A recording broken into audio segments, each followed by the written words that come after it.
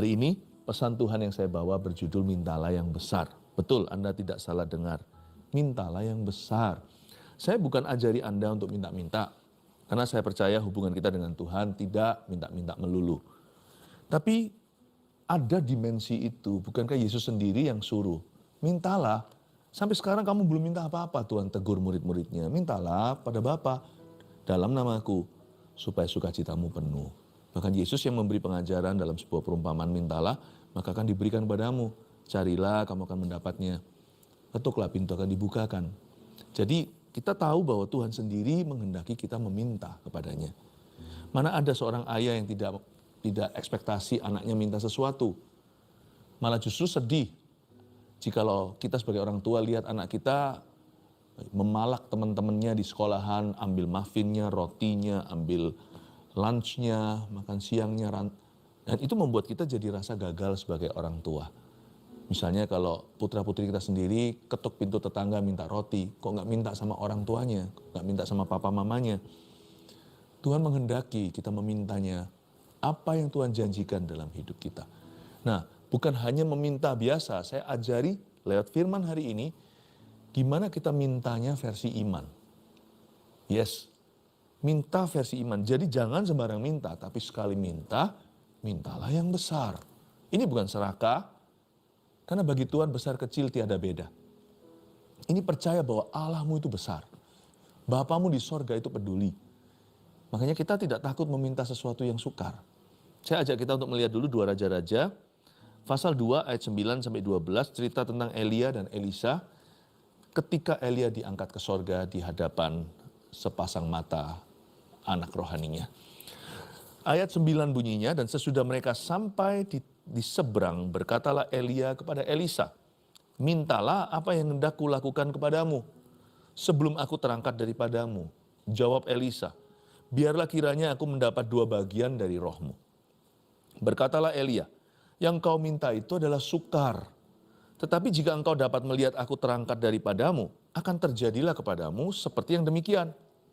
Dan jika tidak, tidak akan terjadi. Sedang mereka berjalan terus sambil berkata-kata, tiba-tiba datanglah kereta berapi dengan kuda berapi memisahkan keduanya. Lalu naiklah Elia ke sorga dalam angin badai. Ketika Elisa melihat itu, maka berteriaklah ia, Bapakku, Bapakku, kereta Israel dan orang-orang yang berkuda.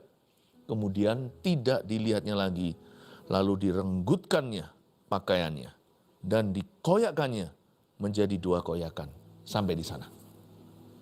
Mintalah yang besar. Here is a story, ada sebuah cerita tentang seorang guru dan muridnya, seorang bapak rohani dan anak rohaninya. Padahal Elia hanya manusia biasa seperti Anda dan saya. Tetapi waktu itu dia bertindak sebagai wakil Allah. Dia mau jadi berkat buat seorang yang dia mentori. Dan mereka sedang berjalan, episode sebelumnya nggak usah kita baca. Tapi kita familiar dengan cerita ini. Yaitu mereka berjalan dari satu tempat ke tempat lain, hingga beberapa tempat. Itu cukup lama, jalan kaki dari ujung ke ujung lah ceritanya. Dan sebelum mereka menyeberang ke sungai Yordan, mereka sudah di Betel, di Yeriko, udah di mana-mana. Ya. Tetapi waktu mereka sampai di sungai Yordan ada sebuah kejadian. Coba kita lihat ayat 9 sekali lagi. Dan sesudah mereka sampai di seberang berkatalah Elia kepada Elisa, mintalah. Elia tidak menawarkan sebelumnya. Sebelum menyeberang sungai Yordan, Elia diam aja. Hubungan mereka hanya berjalan bersama. Dan sesudah mereka sampai di seberang, baru berkatalah Elia, mintalah. Begini ya, kalau kita masuk ke hadirat Allah itu bukan untuk minta-minta. Kita mau berjalan dengan Tuhan, kita ingin mengenal pribadinya.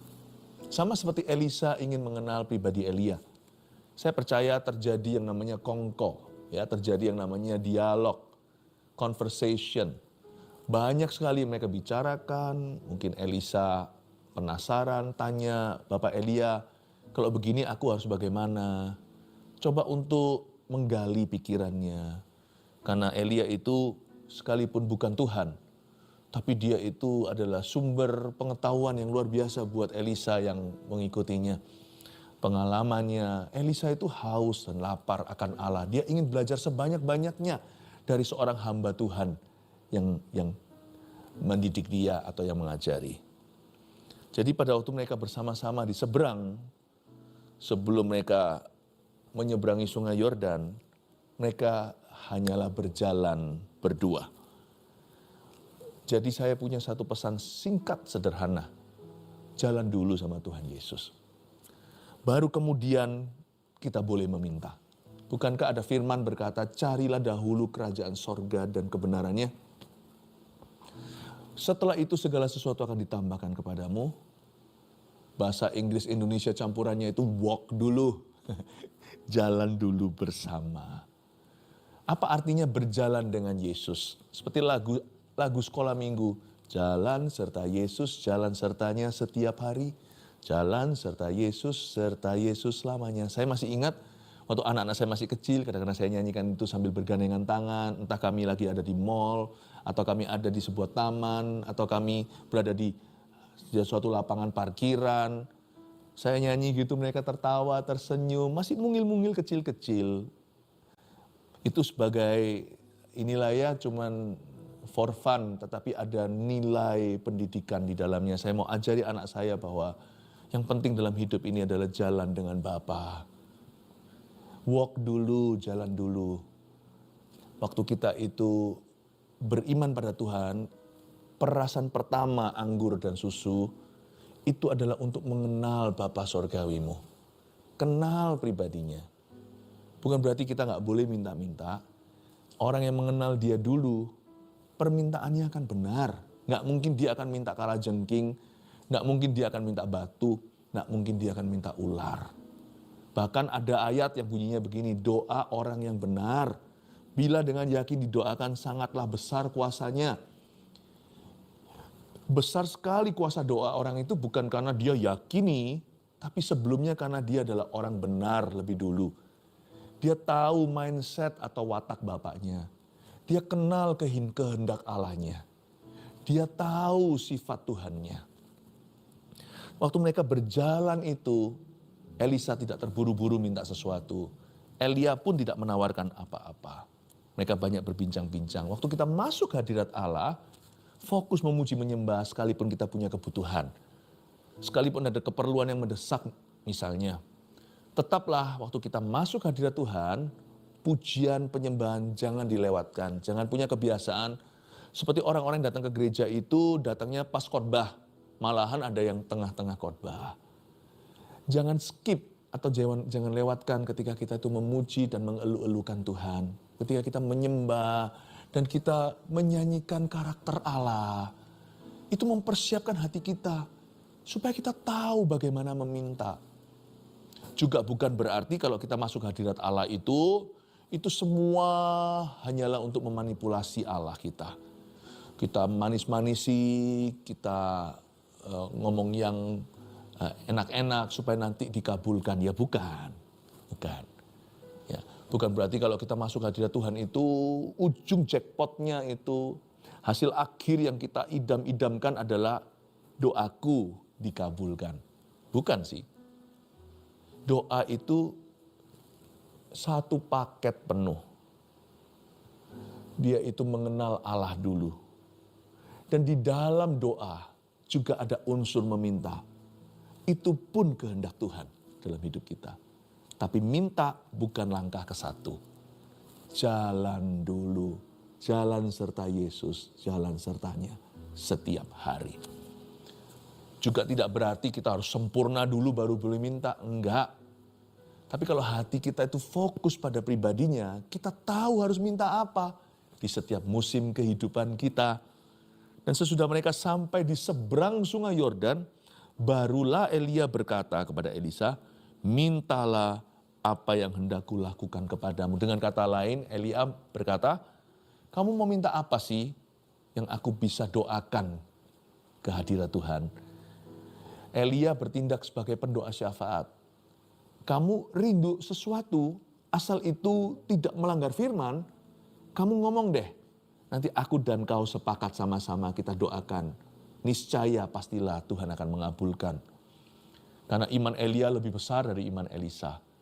Elia yang menginisiasi invitation atau tawaran ini. Elisa mungkin sungkan atau tidak berani karena dia segan. Tapi Elia buka diri. Ayo minta sesuatu. Seperti Yesus pada murid-muridnya. Mintalah apa yang tidak kulakukan kepadamu sebelum aku terangkat daripadamu. Jawab Elisa. Pasti dia sudah mikir lama. Buktinya spontan dia menjawabnya.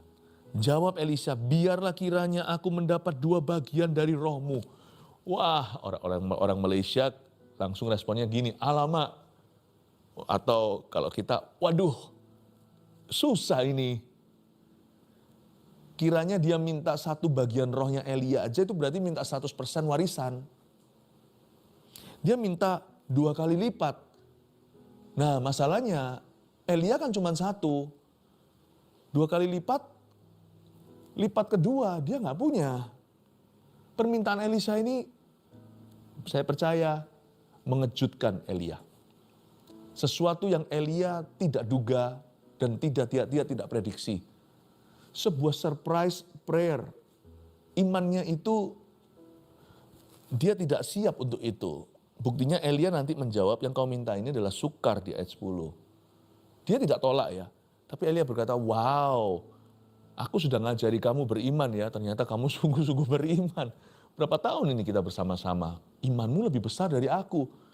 Yang kupunya kan hanya 100% diriku, apa yang Tuhan percayakan kepadaku. Yang kamu minta adalah 200% dari aku. Apa yang aku tidak miliki satunya. Wow, yang kau minta ini sukar, Elisa. Tapi Elisa tidak tertuduh. Karena dia tahu itu untuk apa. Dia minta ini roh pelayanan. Dia tuh rindu untuk melanjutkan ministrinya Elia. Karena dia tahu bahwa seluruh Israel membutuhkan pelayanan yang seperti ini. Kalau Elia sebentar lagi diangkat ke sorga, siapa yang akan jadi gembalanya Israel? Siapa yang akan bisa meneruskan? Siapa yang bisa ayomi orang-orang pilihan? Siapa yang bisa tuntun raja-raja agar mereka takut akan Tuhan? Elisa melihat sebuah kebutuhan. Dia melihat sebuah kebutuhan akan Tuhan di tengah-tengah bangsa Israel. Dan sebentar lagi akan ompong gigi. Bentar lagi akan bolong itu karena Elia akan diambil di tengah-tengah hari. Elisa melihat itu. Jadi Elisa nangkep hatinya Tuhan. Dan Elisa juga mengerti hatinya Elia. Elia itu mengadopsi beban bapak rohaninya. Dia tahu bahwa yang dia minta ini benar. Buktinya dikatakan di sini, biarlah kiranya aku mendapat 2 bagian, lupakan kata 2 bagian. Dari rohmu itu, dia tidak minta kedagingan. Kalau kita kan mungkin mintanya begini ya, kalau kita yang duniawi. Wah, mumpung nih Elia ini imannya gede kan, pasti dijawab Tuhan. Ini orang yang tidak bercacat celah, dekat sekali dengan Tuhan. Aku minta kaya. Atau aku minta untuk jadi orang yang populer, jadi orang yang terkenal. Atau mungkin yang muda-mudi aku minta pacar idaman, aku minta. Biasanya kan kalau kita tulis di kolom permintaan kan minta sesuatu untuk diri kita.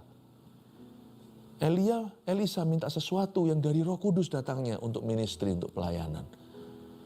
Aku mau mendapat 2 bagian dari rohmu. Aku tidak minta berkat materi Bapak. Saya minta agar hidupku dipakai Tuhan dan disertai seperti dirimu. Bahkan melampaui dirimu karena setelah ini kau pergi, aku harus menghadapi zaman baru yang Elia tidak pernah ke situ. Wow. Kalau Anda tahu permintaan Anda itu sesuai kehendak Allah, Anda tidak akan takut untuk memintanya. Anda juga tidak akan ragu kalau Tuhan tidak akan mendengarnya. Anda tidak akan bimbang kalau doamu tidak mempan. Loh, termasuk kalau kita berdoa untuk rezeki juga nggak apa-apa. Asal kita tahu hati kita berada di tempat yang tepat. Hati kita tidak nafsu tapi berharap kepada Tuhan. Daripada berharap pada manusia. Ya kan? Lebih baik kan kita menaruh harapan kepada Allah kita. Kepada Yehova Jireh dia yang menyediakan. Jadi jangan rasa bersalah kalau kita minta sesuatu yang sifatnya jasmani. Bahkan materi. Kalau itu memang menjadi kebutuhanmu. Bahkan kalau itu menjadi angan-angan keinginanmu. Tapi kalau hati kita bukan syarat itu. Atau syarat harta. Atau syarat kenikmatan dunia. Tapi kalau kita tahu bahwa hubungan kita dengan Tuhan itu baik, hubungan kita dengan Tuhan itu sehat, saya juga nggak akan takut untuk meminta. Saya minta supaya saya bisa lulus. Saya minta agar supaya saya bisa diterima pendaftaran di sekolah itu. Ini kan bukan permintaan yang seolah-olah ministry saja. Ini kan bukan permintaan untuk memenangkan jiwa, tapi sebuah keperluan di dalam hidupmu. Aku minta ya Tuhan supaya aku mendapat jodoh. It's okay loh. Nggak apa-apa. Tapi asal hati kita itu sudah berjalan dengan Tuhan. Nah kalau kita belum apa-apa, minta-minta tapi hati kita itu ada sesuatu yang belum dibereskan. Misalnya kita masih hidup di dalam kebencian. Dan kita masih terus jatuh bangun dalam hawa nafsu. Lain cerita kalau orang Kristen yang bergumul dengan itu. Tapi ada orang yang memang sengaja.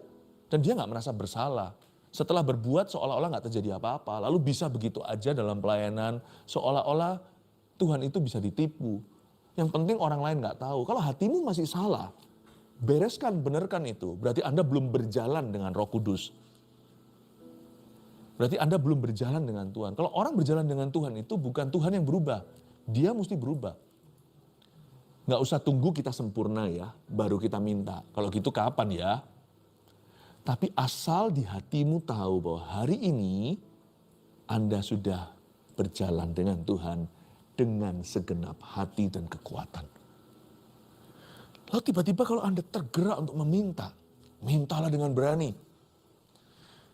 Hari itu Elisa meminta dengan berani. Dia meminta 2 bagian dari rohnya Elia. Dan berkatalah Elia di ayat 10, yang kau minta itu adalah sukar. Tetapi jika engkau dapat melihat aku terangkat daripadamu, akan terjadilah kepadamu seperti yang demikian, dan jika tidak, tidak akan terjadi. Agak ada gamblingnya di sini, ini bukan berarti berjudi. Maksud saya adalah, dia mintanya itu, misalkan kalau dia mintanya itu yang masuk akal gitu kan, paling tidak nggak perlu iman, positive thinking juga jadi. Dia mintanya itu sesuatu yang impossible, ya nggak mungkin. Sukar di sini adalah mustahil. Dia minta 2 kali lipat, bahkan yang dia minta itu sesuatu yang Elia nggak punya. Memang kadang-kadang kalau kita minta itu kita bisa nego di hati ya. Enggak lah, aku minta segini aja lah. Kelihatannya rendah hati, sebenarnya itu lebih ke arah meremehkan Tuhan. Emangnya bagi Tuhan, injak semut dan injak nyamuk itu bedanya apa? Itu hanya kecil dan lebih kecil. Semua mujizat besar dalam hidup kita itu kecil bagi Tuhan. Kadang-kadang kita courting, karena kenapa? Supaya apa ya? Supaya lebih gampang buat Tuhan jawab ya. Kita mau tolong Tuhan rasanya. Jangan.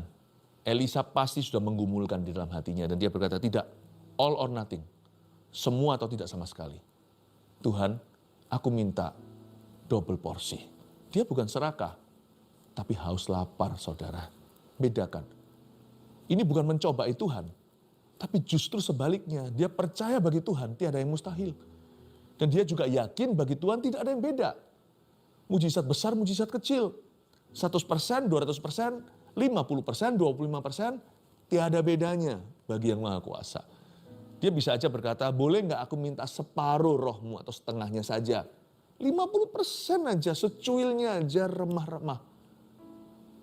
Tapi dia berkata, kalau saya minta seperti itu, apa justru saya menghina Allah ya? Tuhan harus ku cocok-cocokkan dengan kondisi hatiku. Karena aku kurang percaya, maka Tuhan juga ku kecilkan. Maka aku mengecilkan Allah demi supaya cocok dengan saya. Kadang-kadang doa kita itu kelihatannya rendah hati, menurut saya malah dosa. Makanya ada ayat berkata, kalau orang itu tidak beriman, Ibrani kan, dia tidak bisa menyenangkan Tuhan. Without faith you cannot please God. Tanpa iman kamu tidak bisa menyenangkan Tuhan. Jadi kita sekarang mengerti. Waktu saya sharing seperti ini, mungkin beberapa orang, saya sendiri pun waktu baca ini tertemplak. Iya ya, wow kelihatannya rendah hati. Ternyata bukan. Mari kita berdoa, kalau kita minta sama Tuhan, yang serius dong. Jangan setelah minta lalu lupa. Banyak orang setelah minta karena dia asal-asalan. Apalagi yang comot-comot gaya doanya atau titip-titipan. Titip ya doa, titip doa, titip doa. Saking banyaknya nggak tahu titip siapa tuh kunci. Titip doa itu nggak usah sama banyak orang. Tapi sekali kau kirimkan percaya. Dan kalau doa juga nggak boleh latah. Doa sini, doa sana, semua orang yuk, ayo doakan aku, doakan aku, doakan aku, doakan aku. Tapi nggak pernah percaya. Ketika jawaban doa itu datang pun akhirnya kita tidak menggapainya. Kita tidak merenggutnya. Bahasa Alkitab dalam cerita ini, direnggutkannya pakaian Elia. Kita nggak grab itu answer. Terkadang kita doa tapi kita nggak percaya loh yang kita doakan. Dan kita seringnya. Jadi jangan pernah kita kira seperti orang Farisi ahli Taurat dengan bertele-telenya doa mereka akan didengar. Doa itu paku bumi. Sekali luncur, sekali send tombolnya, percaya yakin. Kalau enggak jangan di-send sama sekali. Jangan di-send. Saya belajar untuk tidak latah dalam doa, supaya doa saya itu penuh kuasa. Baik untuk berdoa bagi diri sendiri, untuk kebutuhan dan challenge-challenge atau tantangan pribadi, maupun untuk mendoakan orang lain. Yang kau minta itu adalah sukar, ayat 10, tetapi jika engkau dapat melihat aku terangkat daripadamu, akan terjadilah kepadamu, diberi syarat sama Elia. Elia sendiri berkata, aduh kalau gitu gini aja, kalau sampai kamu lihat aku terangkat ya, berarti Tuhan kabulkan. Jadi saya jadikan itu cantolan iman saya. Jadi pijakan atau batu tumpuan. Sama-samalah kita sepakat. Kalau begini, ini tanda dari Tuhan, berarti Tuhan mengabulkan. Tapi jika tidak ya nggak terjadi ya sorry ya. Sorry my son gitu ya. Kira-kira bahasanya sorry anakku, berarti aku tidak bisa berikan kepadamu. Terus Elisa tidak langsung tawar-menawar gaya orang kalau negosiasi di tempat belanja. Oke. Sorry, kilaf. Jangan 200%. Tapi kan bisa kan kasih 50% aja. Dia nggak turun harga. Doa itu nggak boleh pelin-pelan. Kalau Anda sudah yakin ya yakin, jangan ditarik kembali. Lalu gonta-ganti doanya, menyesuaikan sikon hati, nanti doa seperti itu terkesan jadi murahan. Doa itu nggak boleh pelin-pelan. Elisa terus nggak ganti pikiran. Dia berubah pikiran dan berkata, oke, sorry. Kalau gitu 75% aja deh. 3/4 bagian. Jangan lipat ganda. Dia tidak berubah. Anda jangan doa lalu berubah ya. Pikirkan baik-baik sebelum Anda berdoa. Karena doa tidak boleh main-main. Doa itu sakral. Ayat 11, sedang mereka berjalan terus sambil berkata-kata, tiba-tiba datanglah kereta berapi dengan kuda berapi memisahkan keduanya.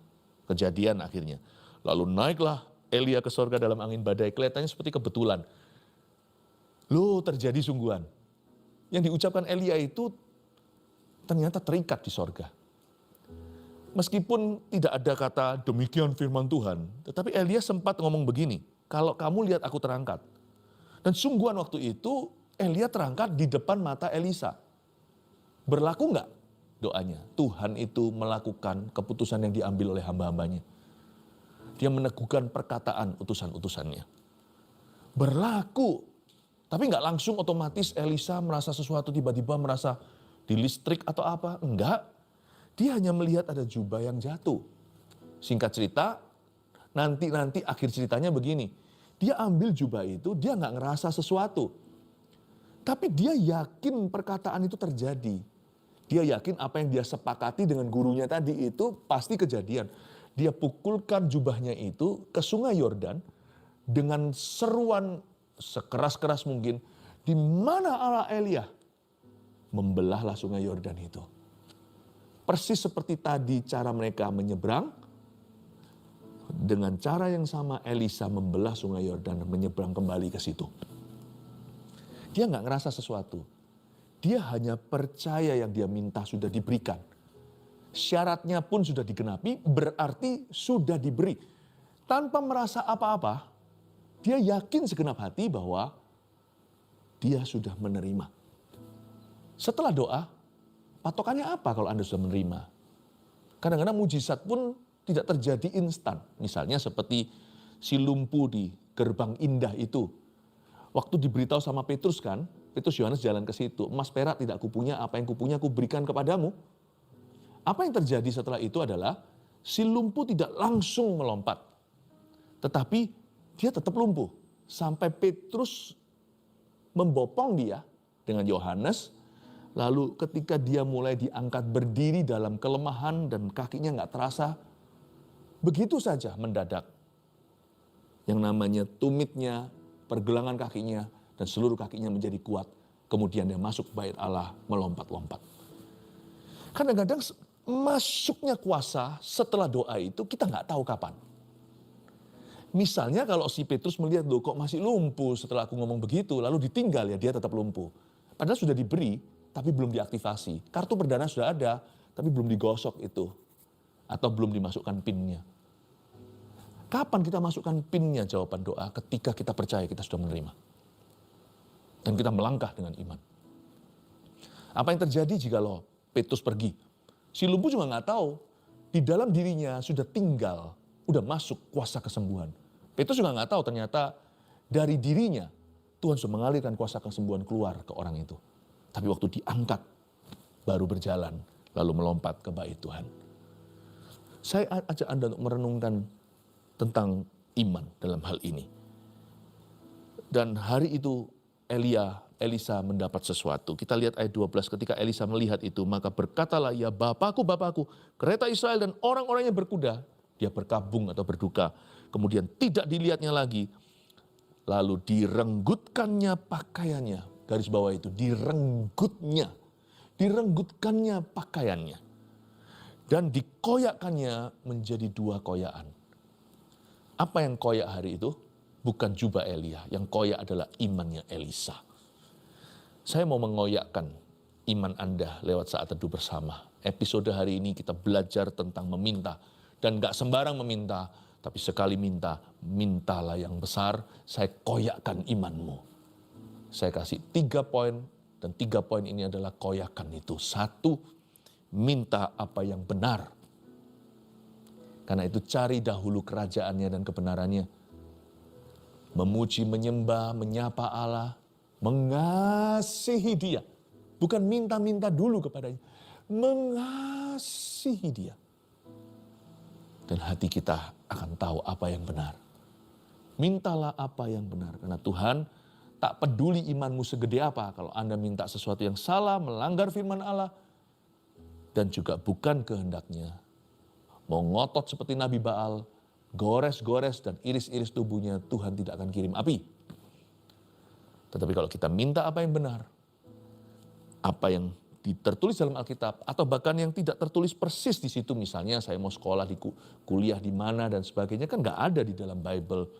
Tapi kalau itu merupakan janji Tuhan dalam kehidupanmu, dan Anda tahu bahwa Tuhan beri Anda iman untuk ke situ, iman Alkitab, tapi pada kebutuhanmu secara spesifik, hanya Anda yang tahu. Anda tidak akan gagal untuk memperoleh apa yang datangnya dari Tuhan. Jangan gagal imanmu, minta apa yang benar, lalu kemudian nomor 2, minta apa yang sukar. Jangan remehkan Tuhan, jangan kita menghina kemampuannya. Jangan turunkan Tuhan ke level kita yang malah harus naik ke gunung Sinai-nya. Seperti seorang yang kurang iman, dia berseru pada Tuhan di kitab Injil, bunyinya begini, Lord, I believe, help me with my unbelief. Tuhan, aku percaya padamu, ampuni aku yang kurang percaya ini. Atau rasul-rasul berkata begini, murid-murid Yesus, Tuhan tambahkanlah iman kami. Minta apa yang sukar. 3, minta apa yang besar.